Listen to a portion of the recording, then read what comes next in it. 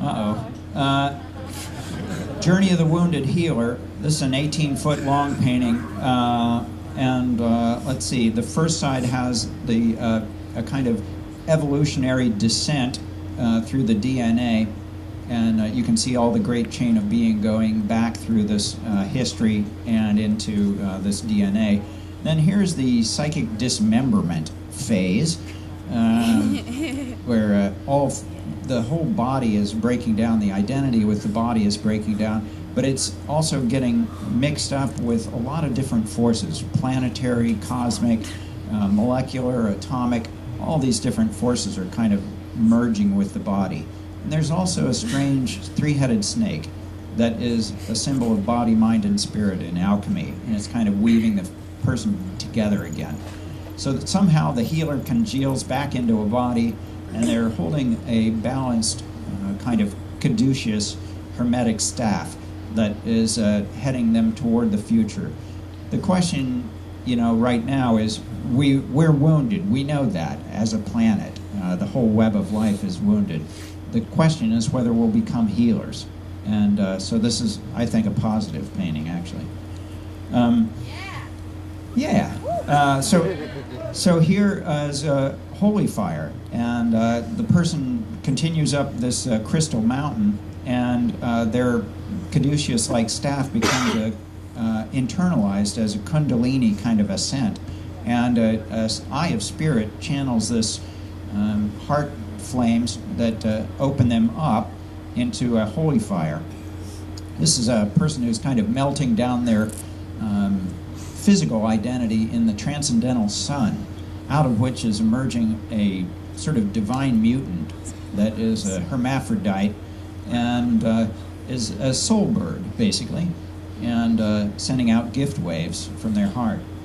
So the person comes back down from the mountain, and they've internalized a new kind of heaven and earth. Earth's in the heart, and they're addressing different aspects of themselves or other people. This piece is called Nature of Mind, and it's a seven-paneled journey to enlightenment. The first panel, they get off the A train and find themselves staring down the path of life. There's a kind of sun emerging on the horizon. The sun emerges further, and they find a dead guy on the path. They get a teaching from him. They do some meditation, some reading of that teaching, and their guru appears. Guru Padmasambhava, the Buddha that brought Buddhism to Tibet. Here, the practitioner realizes their own Buddha nature is one with the symbol of light in the sky. You can see a kind of figure that is a turquoise skin pelt. That's the ego of the practitioner that's being pulled open by the different deities of this Dzogchen Buddhist practice. It all snaps back into a vajra. The yogi reaches up, plucks one from the sky, and puts it in their heart and brings it back to the world to share their teaching. Yay! Oh, that happened to me last weekend. I did that. Buddha. Meeting the Dalai Lama was a high point of our life, and we gave him a Sacred Mirrors book, and he was so sweet, and he said, he wanted to pose like, "This is a great book, everybody get it." And we gave him also the portrait that I'd painted of him.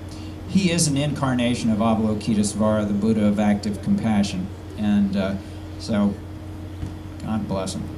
Prostration. This is the light of the spirit that is reaming the body of the practitioner here, and they've got various helper beings from the different world religions. There's a Dakini and an angel and Ganesha and Barak.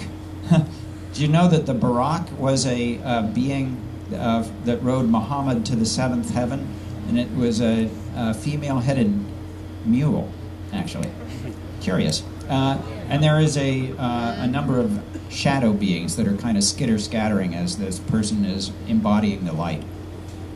This piece is called Theologue. It's got a long subtitle, The Union of Human and Divine Consciousness, Weaving the Fabric of Space and Time, in which the self and its surroundings are embedded. So it's how we create and project the reality that we're surrounded by. This piece is called Transfiguration. It's a 13-foot high painting, and it's my first DMT journey. Good old Terrence McKenna. I don't know whether Dennis is here tonight, but Terrence sent Allison and I some DMT, and we tried it. And so this is starting out at the planetary ground level, just going, and then popping into the bright world. That's what happened. This is called Oversoul, and this is planetary consciousness uniting with cosmic consciousness through human consciousness. And some people liked it. This piece was called One, and it shows this grid of fire and eyes, my symbol for consciousness, wedded with the kind of Milky Way galaxies. So we are really universal beings that are consciousness and cosmic dust woven together. Cosmic Christ, this is a painting, took about a year, and it's about how we're made of stories. And these are all different little windows staring into the different human history, and staring into the planetary crisis that we're engaged in right now. We've got the planetary crucifixion and the green child that's emerging out of this. There's a kind of planetary crucifixion going on, and we're realizing that we're all connected, but it's kind of a painful awakening because we're destroying the web of life as we're waking up to our oneness with it. That's why the green child is crying, but it's being blessed by many great beings. So this is the thick of the plot where we're at right now.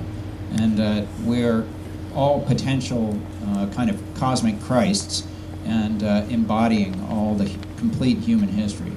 This is World Soul, and it's a being that's perched on the world. It's got these shamanic elements of the fish's tail, kind of the deep unconscious, and the middle realm of the paws that are sitting there on the planet, and then the eagle wings taking us to the superconscious. It's a hermaphrodite, a self-copulating hermaphrodite, and it's got a mirror in the heart, and it's suggesting, see yourself reflected in me. This is the male side, that's the back side.